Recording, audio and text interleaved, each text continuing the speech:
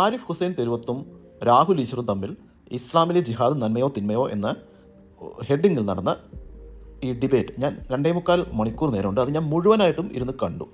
അതെനിക്ക് ഈ പർട്ടിക്കുലർ ടോപ്പിക്കിനോട് താല്പര്യം ഉണ്ടായിട്ടേ അല്ല, ഈ വ്യക്തികളോടും താല്പര്യം ഉണ്ടായിട്ടില്ല.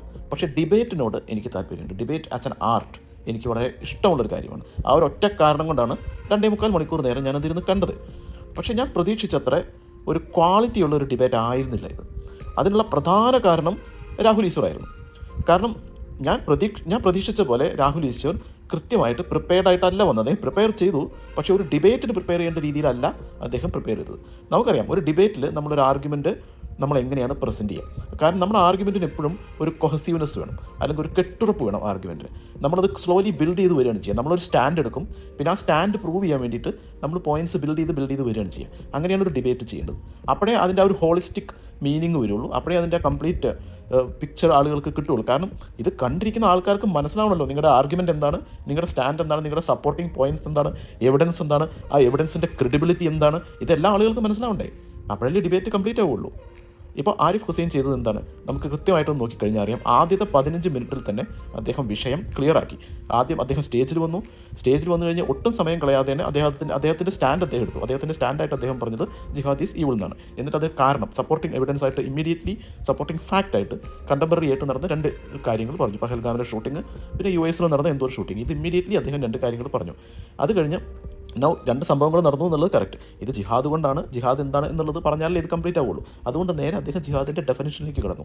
ഇനി ജിഹാദ് എന്നുള്ള വാക്ക് നമ്മൾ എടുത്ത് നോക്കിക്കഴിഞ്ഞാൽ, ഞാൻ മനസ്സിലാക്കിയിടത്തോളം, അവർ പറയുന്നിടത്തോളം ഖുറാനിൽ ഈ ജിഹാദ് എന്ന വാക്കിൻ്റെ ഒരു കൃത്യമായിട്ടുള്ള ഒരു ഓൾ ഇൻക്ലൂസീവ് ഡെഫിനിഷൻ ഇല്ല. അപ്പോൾ അത് ഇൻ്റർപ്രറ്റ് ചെയ്തെടുക്കാനേ സാധിക്കുകയുള്ളൂ.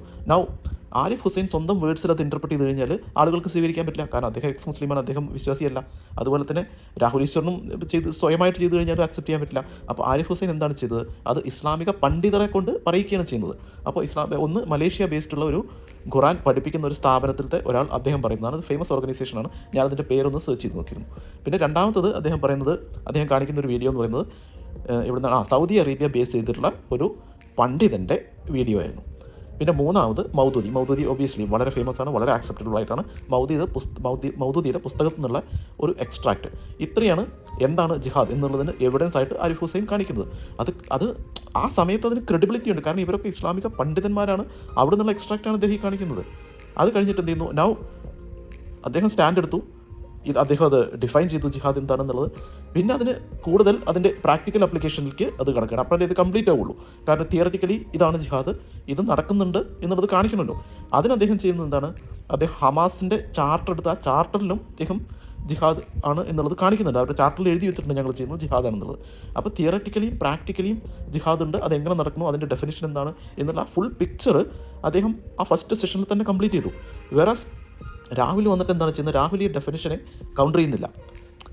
വേണമെങ്കിൽ അദ്ദേഹത്തിന് കൗണ്ടർ ചെയ്യാവുന്ന കാര്യമേ ഉള്ളൂ. അത് ഇപ്പോൾ രാഹുലിൻ്റെ ഭാഗത്ത് ഞാനായിരുന്നെങ്കിൽ ഇതിന് നന്നായിട്ട് ആരിഫ് ഹുസൈനെ കൗണ്ടർ ചെയ്തേനെ. എനിക്ക് ഇസ്ലാമിനെ പറ്റി നോളജൊന്നുമില്ല. പക്ഷേ ആരിഫ് ഹുസൈൻ 2 ആളുകളുടെ വീഡിയോ കൊണ്ടുവന്നു കഴിഞ്ഞാൽ വേറെ 10 ആൾക്കാരുടെ വീഡിയോ എനിക്ക് കൊണ്ടുവരാൻ പറ്റും. കാരണം ഇവർ 2 പേരും അല്ലെങ്കിൽ ഇവർ 3 പേർ മാത്രമല്ലോ ഇസ്ലാമിക് സ്കോളേഴ്സ്, വേറെ എത്ര പേരില്ലേ. അത് നമുക്ക് കൊണ്ടുവന്ന് ഇത് ഈസി ആയിട്ട് നമുക്ക് ഖണ്ഡിക്കാവുന്ന കാര്യമുള്ളൂ. അതിന് പകരം അദ്ദേഹം എന്താണ് ചെയ്യുന്നത്, അദ്ദേഹം ഒരു പുസ്തകത്തിൽ പോയിട്ട് ഇതിനൊരു കൊഹസീവ് മീനിങ് പറയാതെ 10 തരത്തിലുള്ള പിന്നെ ജിഹാദുകളുണ്ട്, അത് ഇത് മറ്റേത് എന്ന് പറഞ്ഞിട്ട് ഇതിനെ പരത്തി കൊണ്ടുപോവുകയാണ് ചെയ്യുന്നത് ആ പർട്ടിക്കുലർ ടോപ്പിക് എന്ന് പറയുന്നത്. അതുകൂടാതെ ഒരാവശ്യമില്ലാതെ ആ 15 മിനിറ്റാണ് അദ്ദേഹത്തിന് അലോക്കേറ്റ് ചെയ്തിരുന്നത്. അതിലൊരു 7 to 8 മിനിറ്റ്സ് ബ്ലാ അടിച്ചുകൊണ്ടിരിക്കുകയായിരുന്നു.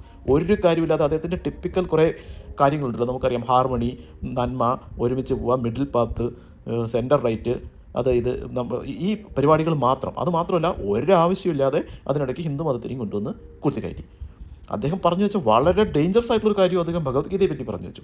ഭഗവത്ഗീത മിസ്ഇൻ്റർപ്രറ്റ് ചെയ്തിട്ട് ആ ഭഗവത്ഗീതയിൽ നിന്ന് ഇൻസ്പയർ ആയിട്ടാണ് ഈ 60 ലക്ഷം ജൂതന്മാരെ അവിടെ ജർമ്മനിയിൽ കൊന്നത് എന്ന് അദ്ദേഹം പറഞ്ഞു വെച്ചു.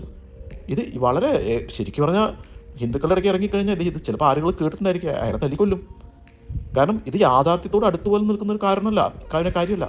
ഈ രാഹുൽ ഈശ്വറിന് ഏറ്റവും ഇഷ്ടപ്പെട്ട 2 ടൂൾസാണ് ChatGPT യും ഗൂഗിൾ. എന്ത് ചോദിച്ചാലും ChatGPT നോക്കൂ, ഗൂഗിൾ നോക്കൂ, ChatGPT നോക്കൂ, ഗൂഗിൾ നോക്കൂ എന്ന് പറയുന്നൊരു മനുഷ്യരാണ്. അദ്ദേഹത്തിന് പോയിട്ട് ടൈപ്പ് ചെയ്ത് ചോദിച്ചു കഴിഞ്ഞാൽ അറിയാവുന്ന കാര്യമുള്ളൂ. ഈ ഭഗവത്ഗീതയും ഹോളോകാസ്റ്റും തമ്മിൽ എന്തെങ്കിലും ഒരു ബന്ധമുണ്ടോ? യാതൊരു ബന്ധവുമില്ല.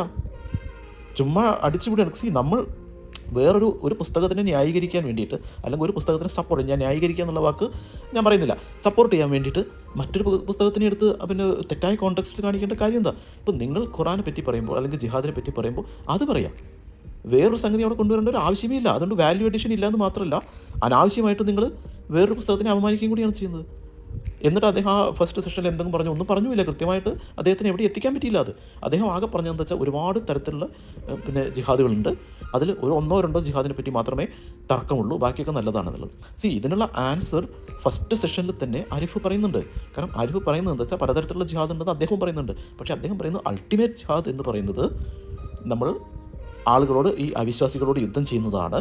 അതിലേക്കുള്ള വഴികളാണ് ബാക്കിയുള്ള ജിഹാദുകൾ, അല്ലെങ്കിൽ ബാക്കിയുള്ള പ്രവൃത്തികളൊക്കെ അൾട്ടിമേറ്റ്ലി ലീഡ് ചെയ്തതിലേക്കാണ്. നിങ്ങൾ കംപ്ലീറ്റ്ലി പഠിച്ചു കഴിയുമ്പോൾ, ഈ പ്രോസസ്സ് കംപ്ലീറ്റ് ആയി കഴിയുമ്പോൾ നിങ്ങൾ ആ മൂത്ത ജിഹാദിയായി മാറും, ആളുകളെ കൊല്ലാൻ തുടങ്ങും.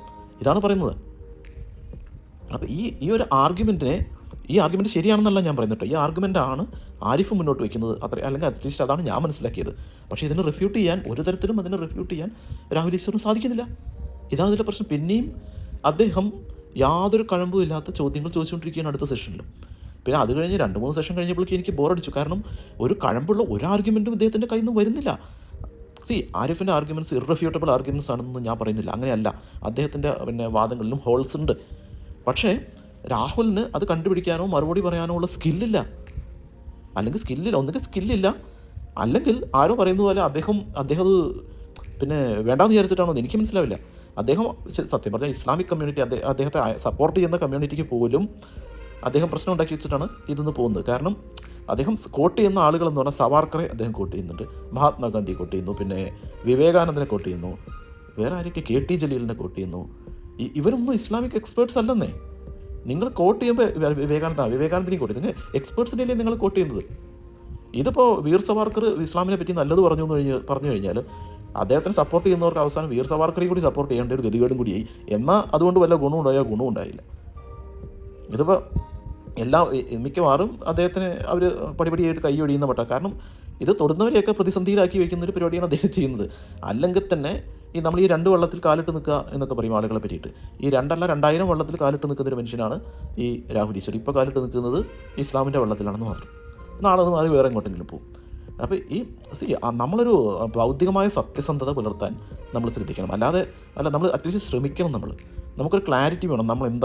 നമ്മളുടെ ഉദ്ദേശം എന്താണ്, ഇതിന് നമുക്കൊരു ക്ലാരിറ്റി വേണ്ടിയത്.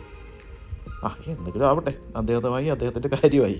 പക്ഷേ എൻ്റെ സങ്കടം എന്താണെന്ന് വെച്ചാൽ, ഞാൻ ആരിഫിൻ്റെ ഫാനൊന്നുമല്ല. ആരിഫിൻ്റെ ശൈലിയോടും, ആരിഫിൻ്റെ വളരെയധികം പരിഹാസവും അധിക്ഷേപവും നിറഞ്ഞ ഒരു ശൈലിയാണ് ആരിഫ് ഉപയോഗിക്കുന്നത്. എനിക്കതിനോട് താല്പര്യമില്ല സത്യം പറഞ്ഞാൽ. അതുകൊണ്ട് തന്നെ കൃത്യമായിട്ട് അദ്ദേഹത്തിൻ്റെ വാദങ്ങൾക്ക് മറുപടി ഒരാൾക്ക് കൊടുക്കാൻ പറ്റുമെന്നുണ്ടായിരുന്നെങ്കിൽ എനിക്ക് സന്തോഷം ഉണ്ടാകുമായിരുന്നു. പക്ഷേ അത് സാധിച്ചില്ല, അൺഫോർച്ചുനേറ്റ്ലി. എന്തായാലും ഒരു ഡിബേറ്റ് എന്നുള്ള നിലയ്ക്ക് കണ്ടു. അതിൻ്റെ കുറേ ഞാനൊരു ഡിബേറ്റിൻ്റെ ഒരു ഡിസ്കഷൻ, അതിൻ്റെ ടെക്നിക്കൽ അനാലിസിസും ആർഗ്യുമെൻറ്റ് പ്രസൻറ്റേഷനും ഇതൊക്കെ ഒരു വിദ്യാർത്ഥി എന്നുള്ള നിലയ്ക്ക് കണ്ടു പഠിക്കുന്ന ആളായതുകൊണ്ട് ഞാനത് എൻജോയ് ചെയ്തു. അതർവൈസ് ഒരു വാല്യൂ അഡീഷൻ നമ്മൾ നോക്കിക്കഴിഞ്ഞാൽ പ്രത്യേകിച്ച് അതിനൊരു വാല്യൂ അഡീഷൻ ഒന്നും ഇല്ലാത്തൊരു ഡിബേറ്റായിപ്പോയി. അതേസമയം ഏത് വിഷയവും ചർച്ചയാവുന്നത് എപ്പോഴും നല്ലത്. കാരണം ചർച്ച വരുമ്പോൾ എല്ലാ ഭാഗങ്ങളും വരും. അപ്പോൾ സത്യം എന്താണെന്ന് അതൊന്ന് തെളിഞ്ഞു വരും. അതിന് നന്മയാണോ തിന്മയാണോ ഇതൊക്കെ അതൊന്ന് തെളിഞ്ഞു വന്നുകൊണ്ടിരിക്കും. അപ്പോൾ അതിലേക്കുള്ള ഒരു സ്റ്റെപ്പ് എന്നുള്ള നിലയ്ക്ക് നല്ലൊരു ഡിബേറ്റായിരുന്നു എന്ന് വേണമെങ്കിൽ പറയാം. അതുകൊണ്ട് എല്ലാവരും കണ്ടു നോക്കുക, കാണാത്തവരൊന്ന് കണ്ടു നോക്കുക എന്നുള്ളതേ ഞാൻ പറയുള്ളൂ. കാരണം നമ്മൾ എല്ലാ കാര്യങ്ങളും അറിഞ്ഞിരിക്കണമല്ലോ, എല്ലാ വശങ്ങളും. അപ്പോൾ ശരി.